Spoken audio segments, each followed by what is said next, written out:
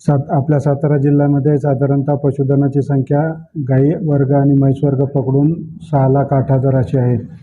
केंद्र शासनाच्या वतीनं वर्षातून 2 वेळा लाळ खुरकूत रोग प्रतिबंधक लसीकरण मोहीम स्वरूपात मोफत शेतकऱ्याच्या पशुधनाला दिले जात असून या योजनेचा फायदा या सातारा जिल्ह्यातील सर्व पशुपालकांनी आपल्या पशुधनाचं रक्षण हे रोगप्रतिबंधक लसीकरण करून आपल्या पशुधनाचे रक्षण करावे.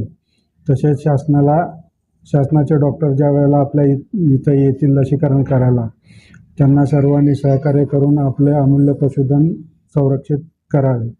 तसेच आपल्या महाराष्ट्र शासनाच्या वतीनं KCC नावाची योजना किसान क्रेडिट कार्ड नावाने जी यापूर्वी कृषी खात्यासाठी होती, ती यावर्षी शासनाने पशुधनासाठी नवीन KCCची योजना आणली असून या योजनेमध्ये त्या पशुपालकाला त्याच्याकडे असलेले गाय असेल, शेळी, मेंढी, म्हैसवर जे प्राणी असतील त्याच्या संगोपनासाठी जी आर्थिक निकड त्याला भासते ते टाळता यावी म्हणून 3 लाखाचे अनुदान या KCC मार्फत पशुपालकांना देण्याचं शासनानं जाहीर केलेलं आहे.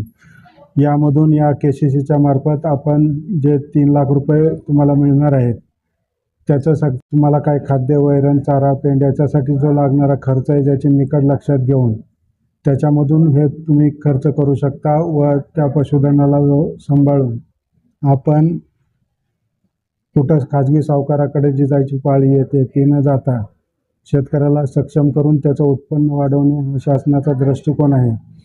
या KCCसाठी सुद्धा सर्व पशुपालकांनी आपल्या जवळील बँकेशी किंवा नजीकच्या पशुवैद्यकीय दवाखान्याशी संपर्क साधून अर्ज जमा करावेत. ते अर्ज जिल्हा स्तरावरून एकत्रित करून जी आपली शिखर बँक आहे, बँक ऑफ महाराष्ट्र सातारा जिल्ह्यासाठी, त्यांच्याकडे आम्ही अर्ज पोचवून कसं तुम्हाला KCC देता येईल याचा पाठपुरावा जिल्हा स्तरावरून आम्ही करणार आहोत. मोहीम स्वरूपात अर्ज जमा करावेत व या योजनेचा सर्व शेतकऱ्यांनी लाभ घ्यावा असे आवाहन मी पशुसंवर्धन विभाग सातारातर्फे सर्व पशुपालकांना करीत आहे.